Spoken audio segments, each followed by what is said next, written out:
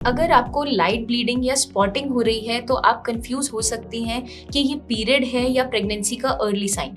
बहुत सी फीमेल्स को यही कंफ्यूजन होती है कि अगर हल्की हल्की आपको ब्लीडिंग हो रही है तो ये क्या स्पॉटिंग है या फिर आपका प्रॉपर पीरियड आ गया है। तो आज इस वीडियो में हम समझेंगे इसी डिफरेंस के बारे में। सो हेलो एवरीवन, मैं डॉक्टर प्रगति गुप्ता और आज इस वीडियो में हम बात करने वाले हैं स्पॉटिंग और पीरियड्स में डिफरेंस क्या होता है, और स्पेशली अगर आप प्रेगनेंसी प्लान कर रहे हैं तो इस डिफरेंस को समझना जानना बहुत इंपॉर्टेंट होता है चला जाता है। तो हर महीने हमारी बॉडी अपने आप को रेडी करती है कंसेप्शन के लिए।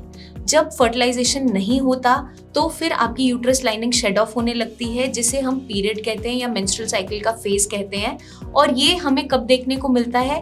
मेनार्क से लेके मेनोपॉज तक ये फेज फीमेल की लाइफ में चलता चला जाता है। मतलब जिस दिन से आपके फर्स्ट पीरियड शुरू हुए हैं, जब तक आपके पीरियड बंद नहीं हो जाते तब तक ये साइकिल हर महीने चलती है। अदर देन दैट, अगर प्रेगनेंसी है तो उस दौरान आपको पीरियड्स नहीं आते। तो कई बार हमें ये डिफरेंस नहीं समझ आता कि ये पीरियड्स है या फिर आपका अर्ली साइन है प्रेगनेंसी का, तो ये डिफरेंस समझना जरूरी होता चला जाता है। तो आइए समझते हैं कि दोनों में डिफरेंस है क्या।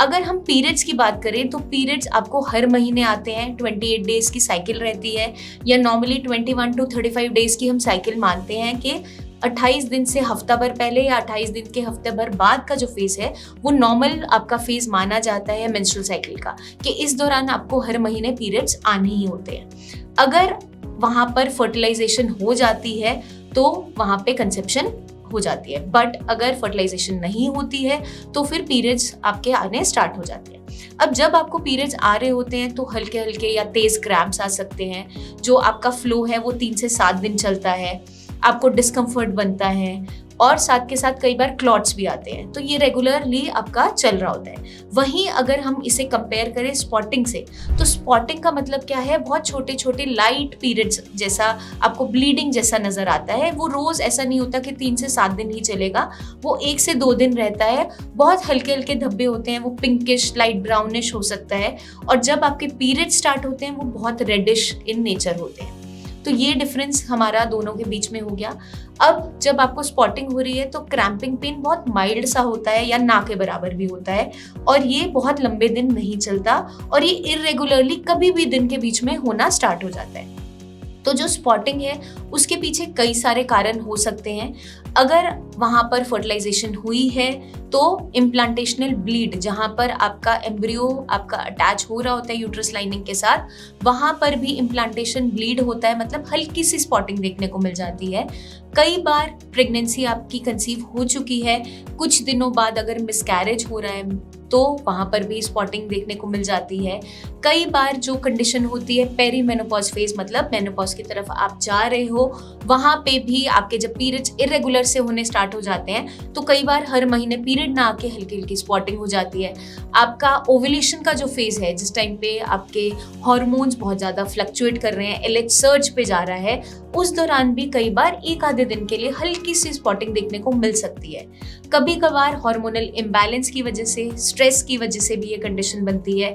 साथ के साथ जो बर्थ कंट्रोल पिल्स पे रहती हैं फीमेल्स, अगर उन्होंने अपनी डोज बीच में मिस कर दी, जो पूरा रेजीम फॉलो करना होता है, तब भी बीच में स्पॉटिंग हो जाती है। तो अगर आपको 2 साइकिल्स के बीच में इरेगुलर स्पॉटिंग हो रही है, लंबे समय से ऐसा बार बार हो रहा है, पेन के साथ हो रहा है, डिस्कम्फर्ट के साथ हो रहा है, या कोई प्रीवियस इन्फेक्शन प्रेजेंट था उसके बाद ऐसा बना हुआ है, तो वो अलार्मिंग हो सकता है। वहाँ हमारा डॉक्टर से मिलना बहुत इंपॉर्टेंट है, क्योंकि वहाँ पर कोई ना कोई हेल्थ कंडीशन जुड़ रही होती है। कई बार यूट्राइन फाइब्रॉइड की कंडीशन में, या फिर कोई आपके सेक्सुअली ट्रांसमिटेड डिजीजेस हैं, कोई इन्फेक्शन है, वेजिनल इन्फेक्शन है, या फिर आपका सर्वाइकल इन्फेक्शन बन रहा है, उसके कारण से भी हल्की स्पॉटिंग देखने को मिल जाती है। तो मैं उम्मीद करती हूँ ये वीडियो आपको मदद करेगी जानने में, समझने में कि एक्चुअल पीरियड में और स्पॉटिंग में डिफरेंस क्या है, और इसको जानना समझना क्यों जरूरी है अगर आप प्रेगनेंसी के लिए प्लान कर रहे हैं। तो अगर हमें ये सारी नॉलेज रहती है तो हम असेस कर पाते हैं कि बॉडी के साथ चल क्या रहा है। तो ये अवेयरनेस होना हर एक फीमेल के लिए बहुत इंपॉर्टेंट है, क्योंकि अक्सर फीमेल्स ये प्रॉब्लम फेस कर रही होती हैं। कई बार वो इसे इग्नोर भी कर रही होती हैं, बट कुछ कंडीशंस में इसे इग्नोर करना भारी पड़ सकता है। तो इसलिए जितना आप अवेयर रहेंगे, जितना आप अपने शरीर को समझेंगे, उतना आपके लिए बेटर रहेगा। तो जल्दी हम आपसे फिर मिलेंगे, बहुत सी इन्फॉर्मेशन शेयर करते रहेंगे और अगर आपको ये वीडियो हेल्पफुल लगे तो इसे शेयर जरूर करें।